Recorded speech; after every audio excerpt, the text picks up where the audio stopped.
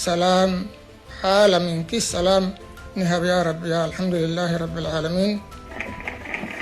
ክቡር አቶ አወል አርባ የክልላችን ርዕሰ መስተዳድር፣ ክቡር ኢንጂነር መሐመድ የዚህ ውብ ፕሮጀክት ማናጀር እና የኢትዮጵያ መንገዶች ባለስልጣን አስተዳደር ዋና ስራ አስፈጻሚ፣ ክቡራን ሚኒስትሮች፣ የክልል አመራሮች፣ የሀገር ሽማግሌዎች፣ ከአፋር በተለይም ከአዋሽ ኤርታሌ ወረዳ የተወከላችሁ የማህበረሰብ አባላት፣ ከሁሉ አስቀድሜ እንኳን ደስ ያላችሁ እንኳን ደስ ያለን ማለት እወዳለሁ። አፋር በታሪክ በተፈጥሮ በእጅጉ የታደለ ክልል ነው። ይህ የምታዩት የፓልም ፋርም ብዙ ቦታ ልዩ ልዩ ጫካዎች፣ ዛፎች፣ ደኖች አይታችሁ ሊሆን ይችላል። በዚህ ዴንሲቲ በዚህ ጥርቅም በአንድ ከባቢ ላይ በተፈጥሮ የበቀለ የፓልም ጫካ ማየት እምብዛም የተለመደ አይደለም።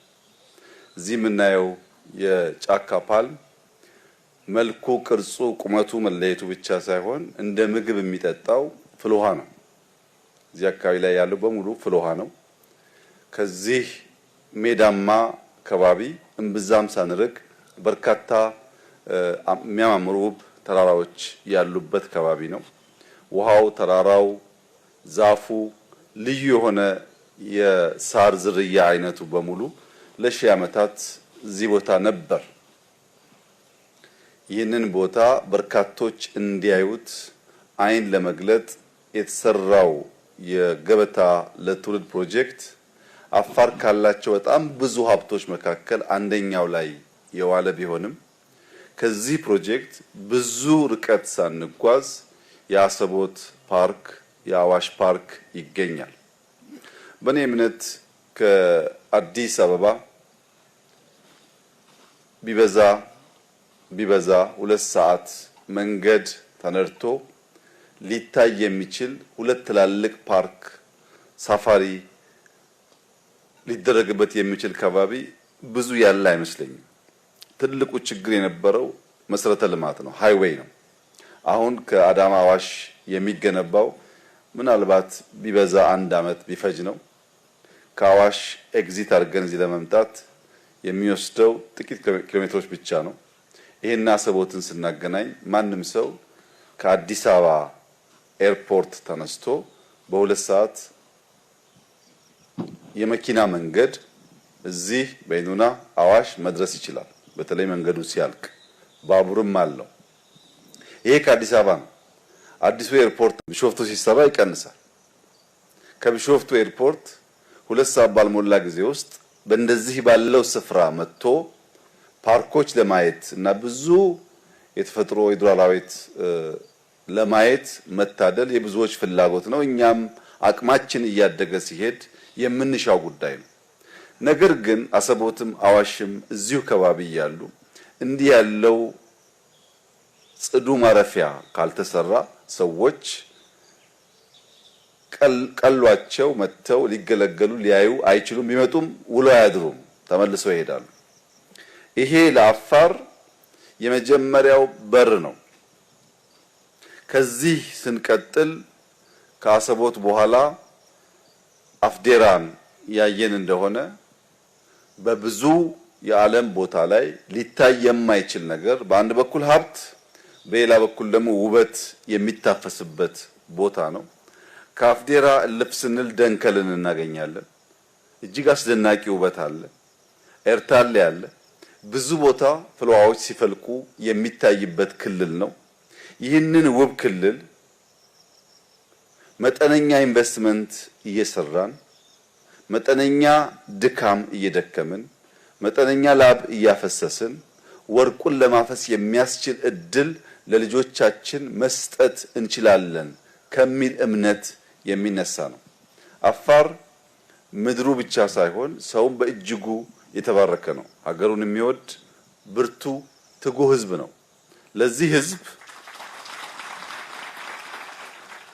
ህዝብ እንዲህ ያለውን ስራ መስራት፣ አይን መግለጥ፣ የተፈጥሮን ጸጋና ውበት ማሳየት መቻል ለኛ እንደ ትልቅ እድል የሚወሰድ ነው። አፋሮች ስለ ትጋት፣ ስለ ብርታት፣ ስለ መስራት፣ ስለ አለመዘናጋት ብዙ ይናገራሉ። ከዚህ ንግግራቸው መካከል አንዱ በአፋር የሚታወቅ አባባል እድል ያንቀላፉ ሰዎችን አትቀሰቅስም ይላል። አፋር እድል አለች፣ ካንቀላፋችሁ ግን አትቀሰቅስም። እዚህ ቦታ ላይ ለረጅም ጊዜ እድል ስትዞር በእኛ ማንቀላፋት ምክንያት አልረብሻቸውም፣ አልቀሰቅሳቸውም ብላተዎች እንጂ ይህ ጉዳይ መሰራት የነበረበት የዛሬ 50-60 ዓመት ነበር። አሁን ስለዘገየን አንቆጭም። ነገር ግን ይህንን ስለሰራን ደግሞ አንረካም።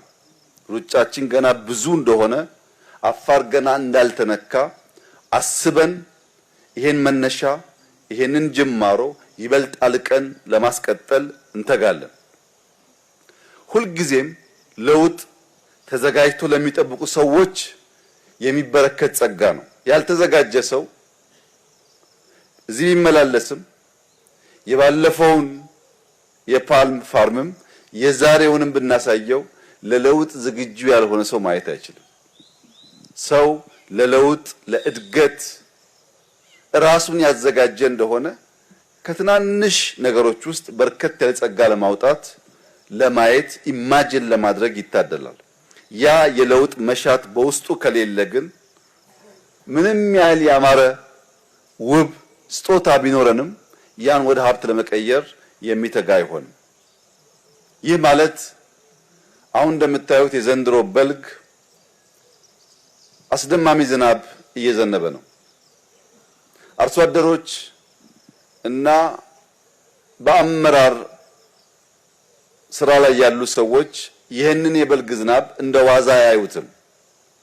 የበልግ ዝናብ በዚህ መጠን እየዘነበ ነው ማለት የሚቀጥለው ዓመት ጥጋብ ነው ማለት ነው። ቋንቋው ተፈጥሮ እንደዛ ነው። አሁን ከዘነበ የሚቀጥለው ዓመት ጥጋብ ነው ማለት ነው። ግን ጥጋብ የሚሆነው ለማን ነው?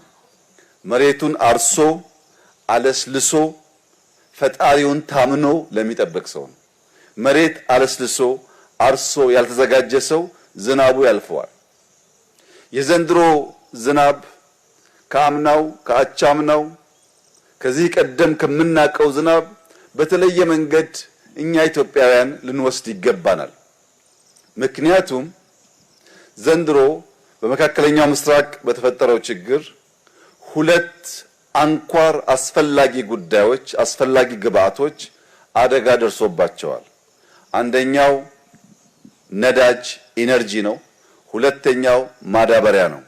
ሁለቱ ቁልፍ ግብአቶች በደረሰባቸው አደጋ የመጀመሪያው ጥቃት የሚያጋጥመው ምግብ ነው። በማዳበሪያውም በኢነርጂውም እጦት ምክንያት የሚጎዳው የምግብ እጥረት የሚያስከትለው አደጋ ነው። ምግብን ለማምረት ነዳጅ ቢያዝብን ማዳበሪያ ቢያዝብን በልግ በዚህ ልክ ከተሰጠን ፈጣሪ በብዙ ሊጎበኘን ፍላጎት አሳድሯል ማለት ነው። ምን ከሆነ አርሰን አለሰን ተዘጋጅተን ከጠበቅን። የኢትዮጵያ አርሶ አደሮች በዓለም ላይ የመጣው ፈተና ከባድ ቢሆንም ፈጣሪ በሰጠን ዝናብ በርትተን ከሰራን ቢያንስ 2 ሚሊዮን ሄክታር መሬት ቢያንስ ነው በበልግ ማረስ ከቻል ከዚያ የምናገኘው ለምሳሌ የስንዴን ብቻ ብንወስድ በርካታ አዝርዕት ሊዘራ ይችላል። ስንዴ 40 ኩንታል በሄክታር ብናገኝ 2 ሚሊዮን ባይሆንም ባነሰ ግን በ1 ሚሊዮን እንኳን ቢታሰብ 40 ሚሊዮን ኩንታል እናገኛለን ማለት ነው። የበልግን እድል ያበላሸ ክረምትም ያመልጠዋል። እዚህ ቦታ ላይ የነበረው ችግር እንደዚሁ ነው። ተፈጥሮ የሰጠችውን ጸጋ ማንበብ ማወቅ ጊዜን መገንዘብ ተስኖን ለረጅም ዘመናት እንዲህ ያለው ገነት እንዲህ ያለው ውበት ሳናየው ቆየን እንጂ ሌሎች ዓለማት እቺን ቤት ከገነቡ በኋላ መከራቸውን የሚያዩት እንደዚህ ያለውን ፓልም በዚያ አካባቢ ላይ ለመትከል ነው። በነገራችን ላይ አሁንም ቢሆን አዲስ አበባ አካባቢ ጥሩ የፓልም ዝርያ በሺዎች ብር የሚሸጠው ችግኙ የደረሰ ችግኝ በሺዎች ብር ይሸጣል። እዚህ እንደምታዩት በመቶ ሺዎች ምናልባት በሚሊዮን የሚቆጠር የፓልም ጫካ አለ። እኛ ለዛ አልከፈልንም፣ ለዚህ ፍልውሃ አልከፈልንም። እኛ የሰራነው ጎጆ ነው። ግን ያ ጎጆ ከተፈጥሮ እንዲስማማና ይህን ውበት እንዲያወጣ አደረገ። ልክ እንደዚሁ የዘንድሮን በልግ የተዘጋጀ ያለሰለሰ ያረሰ አርሶ አደር የሚቀጥለው ዓመት ኢትዮጵያ ውስጥ መከራ፣ ችግር፣ ረሃብ ሳይሆን ጥጋብ እንዲመጣ ስለሚያደርግ ወቅትን፣ ጊዜን ማወቅና መጠቀም የሁላችን ትጥቅ ልብስ መሆን አለበት። ምክንያቱም አፋሮች ላብ ወርቅ ያስገኛል፣ ስንፍና ግን አቧራ ያስታቅፋል ይላሉ። በላብ ወርቅ ይታፈሳል፣ በስንፍና አቧራ ይለብሳል።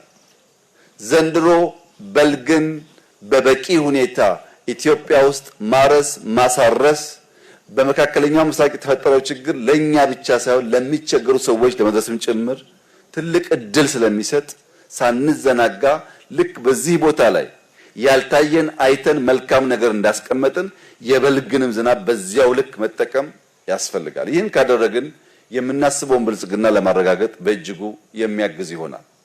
ታዲያ አፋር፣ ኢትዮጵያ እንደዚህ ያለው ጸጋና ስጦታ ካላቸው እስካሁን ለምንድነው ያንን መልካም ነገር ተጠቅመው መበልጸግ መልማት ያልቻሉት የሚል ጥያቄ ቢነሳ አግባብ ነው። ይሄ ሁሉ ነገር እያለን ምን ነካን ቢባል the bad apple effect የሚባል ነገር አለ። በአንድ ኩንታል ውስጥ ያሉ ጤነኛ አፕሎች መካከል አንድ የተበላሸ በሽተኛ አፕል ቀላቅለን ብናስቀምጥ እነዚያን ጤነኞች አፕሎች የማበላሸት አቅም አለ። ምንም እንኳን መልካም ነገሮች የበዙ ቢሆንም አንድ የተበላሸ ነገር ካለ ያ የተበላሸው ነገር አብዛኛውን ጤነኛውን ነገር ያበላሸዋል። ይህ ችግር የአፋር፣ የኦሮሚያ፣ የአማራ፣ የደቡብ፣ የቤኒሻንጉል፣ የጋምቤላ፣ የትግራይ የሁሉ ኢትዮጵያውያን ችግር ነው። ብዙ መልካም ሰዎች፣ ብዙ መልካም አሳቢዎች ቢኖሩም የተበላሸ ጨለምተኛ ሐሳብ ያላቸው ሰዎች በውስጡ ስለሚቀላቀሉ አብዛኛው መልካም ነገር የተበላሸና ችግርን በማውራት በችግር ውስጥ በመኖር ችግርን በመተንተን ዘመን የሚታለፍ መስሎት ያስባል። በችግርን በመተንተን የሚታለፍ ዘመን የለም። ችግርን ረግጦ መከራን ረግጦ አሻግሮ በማየትና በመትጋት ብቻ ነው ለውጥ የሚመጣው። እንደዚህ ያለው ጨለምተኛ ስብስብ ባለበት አካባቢ ሁሉ ያማረ ውጤት አይመጣም፣ ከመጣም የዘገየ ይሆናል። በ2006 የዛሬ 20 ዓመት ገደማ በተደረገ አንድ ጥናት 5 ሰዎች መካከል አንዱ ጨለምተኛ የሆነ እንደሆነ፣ ኔጌቲቭ ቲንከር የሆነ እንደሆነ፣ መልካም ነገር ማየት የሚሳነው የሆነ እንደሆነ፣ ከጨለማ ውስጥ አርቆ የብርሃን ጭላንጭል ማየት የሚሳነው ከሆነ የነዚያ 5 ሰዎች የሥራ ውጤት ቢያንስ በ40% ይቀንሳል ይላል ጥናት ነው። ከአምስቱ አንዱ ጨለምተኛ ከሆነ የአጠቃላይ የግሩፑ የሥራ ውጤት በ40% የቀነሰ ይሆናል። ከ130 ሚሊዮን ምን ያክል ጨለምተኛ እንዳለ አስቡና ያ በጋራ በሚሆንበት ሰዓት አብዛኛው መልካም አሳቢ ቢሆንም ጥቂት ጨለምተኞች ካሉ ውጤቱ የዘገየ ይሆናል። ጨለምተኝነት ትውልድ ይገላል። ጨለምተኝነት ሀገር ያዘገያል። ጨለምተኝነት መለወጥ፣ ማደግ፣ መሻገር ስንችል የምንለምን የምንዘገይ ያደርገናል። ከጨለምተኛ አስተሳሰብ፣ ካይቻልም አስተሳሰብ፣ ካይሳካልኝ አስተሳሰብ ወጥተን ውጤት ማምጣት ያስፈልጋል። ቅድም እንዳያችሁት የዛሬ 2-3 ዓመት እዚህ ቦታ ስንመጣ መንገድ አልነበረም። አስቸጋሪ ከባቢ ነው። ከመንገድ ራቅ ይላል እንዳያችሁት እና ሙቀቱ ከፍተኛ ነው። በማንኛውም መስፈርት በዚያ ጊዜ ይህ ቦታ አሁን ያለውን መልክ አሁን ያለውን ቅርጽ ይይዛል ብሎ መናገር በቀላሉ ሊታመን አይችልም። ሀጂ አወል ብቻ ሳይሆን በርካታ ሰዎች ይሄን ለማመን ይቸገራሉ።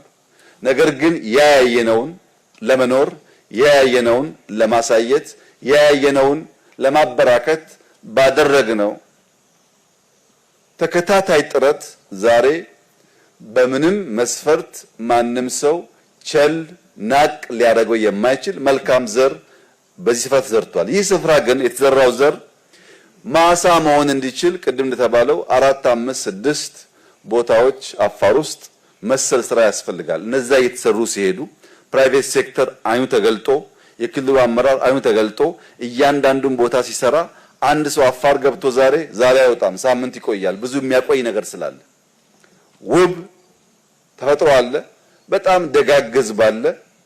ሁሉ ቢጠፋ የግመል ወተት አለ፣ በከል አለ። ያን እየበሉ ሳምንት በደስታ መቆየት የሚቻልበት ክልል መፍጠር ይቻላል። ይህ እንዲሆን ጨለምተኝነት አይቻልም አይሳካም ከሚል መንፈስ መውጣት፣ አሁን ባለ ሁኔታ አለመታሰር፣ አሁን ባለ ችግር አለመታሰር፣ ከዚያ አልቆና አሻግሮ ማየት መቻል። ያንን ስናደርግ የምናስበውን የበለጸገች ኢትዮጵያ ለማየት ለልጆቻችን ለማስረከብ እድል እናገኛለን። ይህ ቦታ ኔሌ ፓም ሎጅ ለኩሪፍቱ ሪዞርት ተሰጥቷል። አቶ ታዲዮስ ሁላችሁም እንደምታውቁት ቱሪስት በመሳብ ለኢትዮጵያ ፈርቀዳጅ የሚባል ሰው ነው። እንዲህ ያለውን ተፈጥሮ በሚያገኝበት ሰዓት የወተር ፓርክ በመጨመር ሮሞች በመጨመር ብዙ ቱሪስቶች እንዲመጡ በማድረግ ከአዋሽ ጋር በማያያዝ ከበይኑና ጋር በማያያዝ ከአሰቦት ጋር በማያያዝ ትልቅ የቱሪስት መንደር እንዲሆን በራሱ በጓደኞቹ በሌሎቹም አካላት የበኩሉ ሚና እንደሚጫወት ምንም ጥርጥር የለው።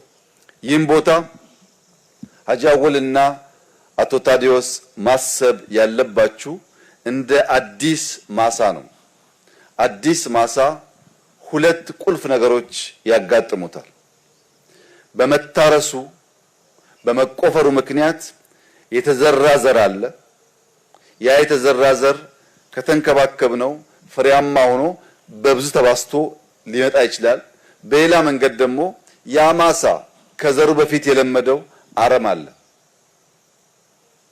አረም ከአዲስ ማሳ ይነቀላል እንጂ አይጠፋም። በአዲስ ማሳ ዘር ይዘራል እንጂ እንክብካቤ ካላገኘ አይበቅልም። አረሙም አለ፣ ዘሩም አለ። ዘሩ አብቦና ተበራክቶ መልካም ፍሬ እንዲሰጥ ያ የተነቀለው አረም ተመልሶ መብቀል እንዳይችል መጠበቅ አለበት። ማሳው መኮትኮት አለበት፣ ውሃ ማግኘት አለበት። ያንን እንክብካቤ መስጠት ካልቻል ቀድሞ የለመደው ዘር ብቻውን ሳይሆን ተባስቶ ይወረዋል። ዘሩ ይበዛና አረሙ ይበዛና ዘሩ ያንሳል። ያ እንዳይሆን መልካም ጅማሮ መልካም ስራ ያየን ቢሆንም አረሙን በቀጣይነት ማጥፋትና ዘሩን ማባዛት ግን ገና ተጨማሪ ድካም የሚጠይቅ ስለሆነ ለሀጂ አወል ለአቶ ታዲዮስ አደራ የሚሰጥ ጉዳይ ይሆናል። እኛ ሰርተናል አለቀ ብለን አንተውም፣ መተን እናያለን፣ እንደተባለውም እንገለገላለን። ክልላችን መምጣት ሀጂ አወል ስለጋበዘን እኛ እንመጣለን። ሀጂ አወልም በከል ያርዳል፣ ግመል እንኳን ይበዛብናል። በዚያ መንገድ ይሄ የተጀመረው ስራ ተጠናክሮ እንዲቀጥል ሁላችን የበኩላችን እንድንወጣ አደራ ማለት ፈልጋለሁ። ኢትዮጵያውያን በተለይ መንዳት የምትችሉ በግሩፕ መንዳት ባትችሉም ባቡር መጠቀም የምትችሉ ለቱሪዝም ፐርፐዝ አይደለም አገራችሁን ለማወቅ በዚህ ስፍራ ስላሉ ድንቃድንቅ ውበቶች ለማየት ለማድነቅ ለመውደድ ለመስራት እንድትችሉ ይህንን ቦታ ከማየት እንዳትቦዝኑ አደራ ማለት ፈልጋለሁ። በተለይም የተለየ ብቃት እና ዕውቀት ያላችሁ ምሁራን በእኔ እምነት በዚህ ስፍራ ያልዳሰስነው ያልደረስንበት የተደበቀ ብዙ ሀብት ሊኖር ይችላል። የድንጋዩ ቅርጽ የተለየ ነው። የውሃው ቴስት ሄቪነስ የተለየ ነው። የምናያቸው ፕላንቶች የተለዩ ናቸው። ተጨማሪ ምርምር ተጨማሪ ጥናት ቢደረግ አዳዲስ ሀብት ሊወጣ ስለሚችል የምትመራመሩ ሰዎች መታችሁ እንድትመራመሩ፣ የምትማሩ ሰዎች መታችሁ እንድትማሩ፣ ማረፍ የምትሹ ሰዎች መታችሁ እንድታርፉ ሀገራችሁ እንድታዩ አደራ እያልኩ አፋር የኢትዮጵያ በረከት ነው። አፋር የኢትዮጵያ ጠባቂ ነው። አፋር የኢትዮጵያ ባላደራ ነው። ብዙ ሰጥታችኋል፣ ብዙ አድርጋችኋል። ላደረጋችሁት ሁሉ ኢትዮጵያም እኔም እናመሰግናለን። የቀረውን ያስቀራችሁትም ደግሞ በጋራ እናመጣለን። አመሰግናለሁ።